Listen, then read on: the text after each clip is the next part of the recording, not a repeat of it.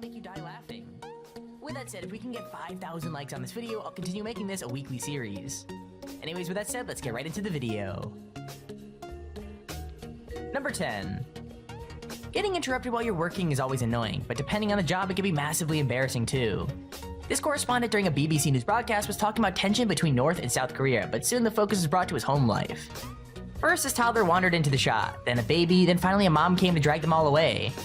If that wasn't awkward enough, he made it only worse by responding in such an embarrassing way. Basically by pushing his kids behind him and keeping a crazily straight face.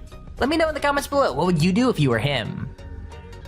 Scandals happen all the time. The question is, how do democracies respond to those scandals? And what will it mean for the wider region? I think one of your children has just walked in. I mean, shifting sands in the region. Do you think relations with the North may change?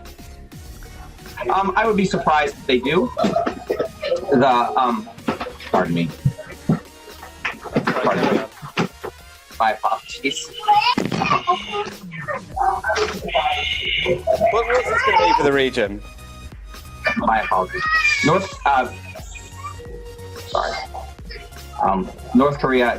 South Korea's policy choices on North Korea have been severely limited in the last. Number 9. With live television, it's a known fact that pretty much anything could go wrong, so why you'd ever want to try something risky is beyond me. This segment should have been simple, with the host celebrating Cheese Doodle Day by cooking some in a pan, but when she attempted a simple flip, they went everywhere. Not only did she start a fire, but it kept coming back each time she stamped it out, and even caused her to screw up and swear live on TV. I mean, if that's how she deals with such a simple recipe, it might be best to avoid cooking segments in the future. Number 8. Sometimes getting interrupted on camera can be charming, or at least give the reporters a bit of a laugh, but when you're reporting on something serious, it could ruin the take completely. This guy was reporting on a car crash caused by the victim's medical condition when two guys walked past in Gumby and Pokey costumes. I think they were having a night out, as when they saw the camera, they didn't really seem to care, but just seeing them walk in the background was super embarrassing and funny.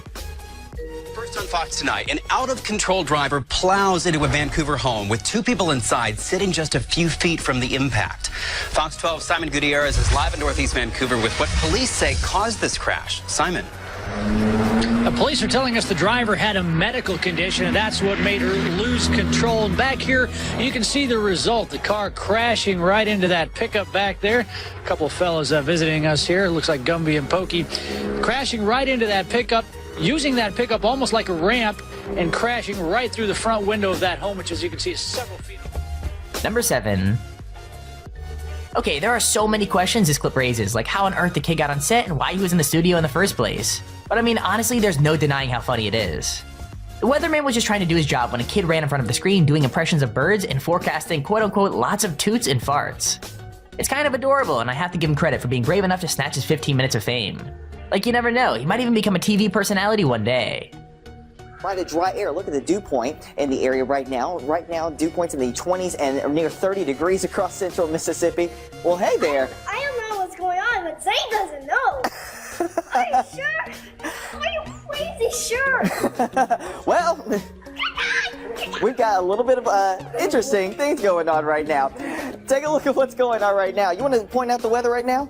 Yeah, there are farts everywhere and toots. It's crazy. Take a live look from our Alpha Insurance Skycam right now. We've got cloudy skies. Number 6. It wouldn't be a TV fail compilation without at least one clip of a news reporter screwing up their words and changing the meaning of the story completely.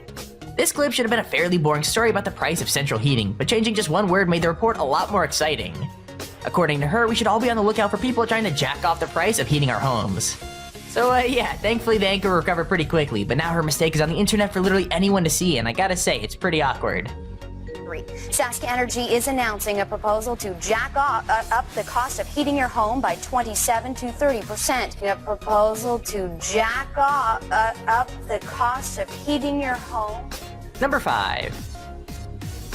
What makes this moment so good is it's impossible to tell exactly what's going on and whether or not BBC News anchor Simon McCoy did it on purpose or not. Simon normally holds an iPad for his segments, but this time he picked up a pack of printer paper instead and still managed to deliver his line to the camera with a completely straight face. Now, it could have been like a last-minute mix-up, or he could have done it just to see what he could get away with, which is exactly what makes his video so funny.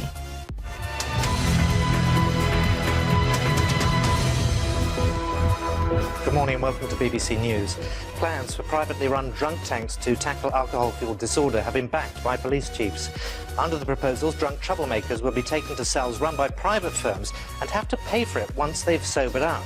The Association of Chief Police Officers says problem drinking is on the increase and action is needed to deal with it. But the police... Number 4. Sometimes it's impossible to know what a sentence is going to sound like until you say it out loud, and that can make even the most innocent news broadcast go south pretty quickly. Host Karl Stefanovic has become kind of famous for losing it on camera, so when his co-host said the words "pussy get out my pants" in response to a cute cat video, there was no way he was going to keep it together. With that said, him turning bright red all the way through the next segment is pretty hilarious, especially since his co-hosts are trying so hard to be professional. Now, there are a lot of animals out there today celebrating the fact that it's Friday. These little babies are so overwhelmed that they've started wearing your clothes. That's cute. Pussy, get out of my pants.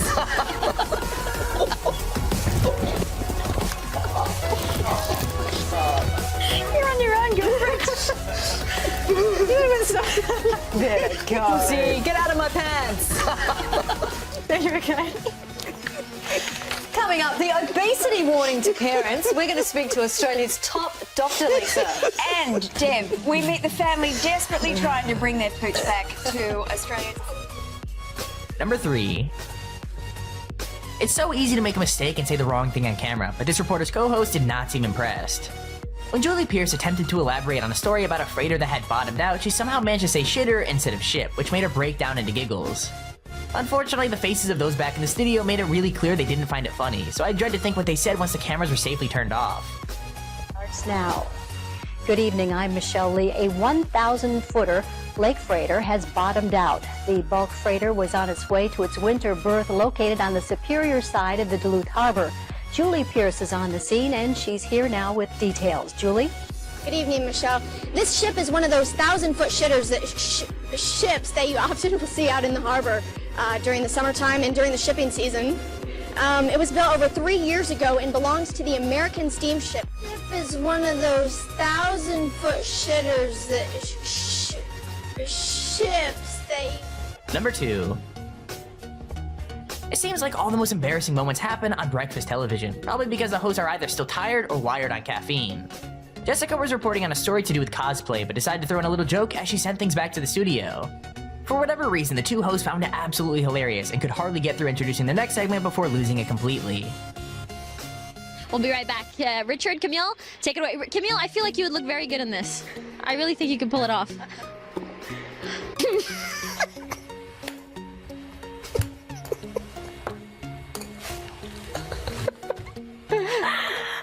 I don't know about that.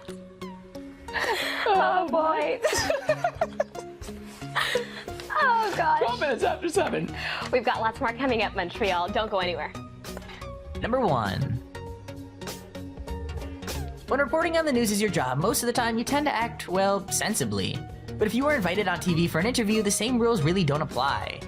A farmer was invited on air to talk about a wedding ring found in one of his cow's stomachs, and clearly he wanted to make the most of his time.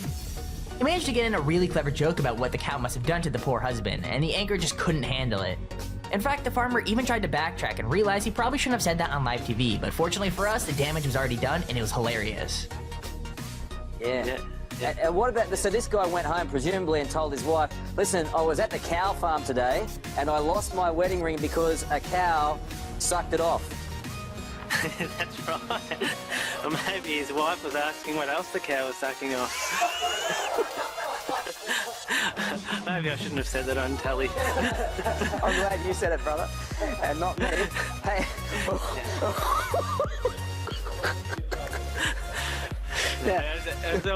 He gave us his details. Go on, yep. Sorry, mate. Yep. No, it's okay. He gave us his details and we've lost his details.